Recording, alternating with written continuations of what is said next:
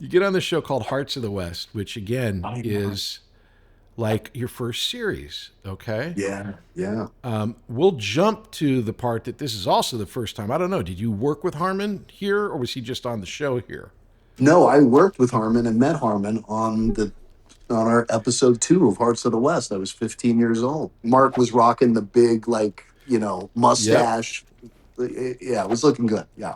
Obviously I even knew who Mark Harmon was, of course, when he came on and everything. And um, yeah, he was such a force, man. And Mark made a real impression real quick, and we got along real well. What was the impression you got from Harmon at that on Mark that show?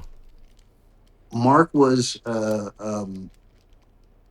Mark just he there was an element to him where he was. I mean, Mark, and I think a lot of people kind of know this about Harmon. Mark is a very, like, very grounded, very fair, very just a good guy, and he's very fair with people. He wants to. When he sees people that want to learn things, he'll be a little bit of a teacher, sometimes. And I think there was an element that he saw a little bit of that with me, with Mm, him. I very, but he could tell I very much was into um, acting, the craft of it, what we were doing, how to, and Mark began to teach me a lot of things that years later on NCIS, when we spent so much time together. I've learned so much from Mark. So it's almost hard. I've known the guy for so long, and right. but I just remember feeling like a bit like that I could feel like I felt like he was going to be a mentor to me in some way. I really did. Well, the thing I think about Mark, and more than anything, we did a TV movie called Prince of Bel Air together, and then we did Summer School. So that's how I know Mark. And then, of course, all the stuff that we did, all of us together. But Yeah. he told me a story. We were driving around. We had this TV movie where we were driving around in this truck doing like driving shots. And so we had a lot of time together where we Yeah. would just talk. And we were in the Westwood area, and he would tell me stories about being, a quarterback and he was the star quarterback at UCLA.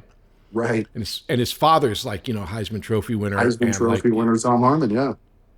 and I don't know if he's ever talked about it. I would imagine that Gibbs is a lot of what his dad was. Very, very, like just quiet and intense. But Mm. I always thought of Mark as what he was in college as a quarterback, and that when I worked with him, that's what it felt like. That he wants to bring the whole team along. Like you're saying, Absolutely. it's like he wants that. He, unlike a lot of actors, where it's like, okay, Yeah. I've got these people to make sure this is about me, because it can Yeah. very much seem like that. Everyone on the set is looking at you. Cameras Right. are rolling on you. Sure. Lights are on you. Right. But Harmon would always cut lines. He would always give lines away because he's like for the team.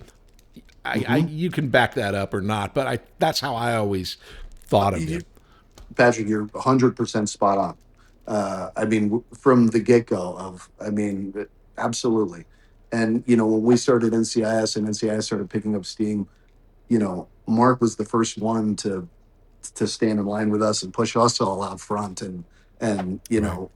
make people understand it was an ensemble, the show, even though it centered around Gibbs and all that stuff. But yes, there's Harmon very much is the quarterback that wants to take care of the team, and lead the team to a good win. It's the Patrick Labyorteaux Show. Patrick Labyorteaux. He's the one you gotta know.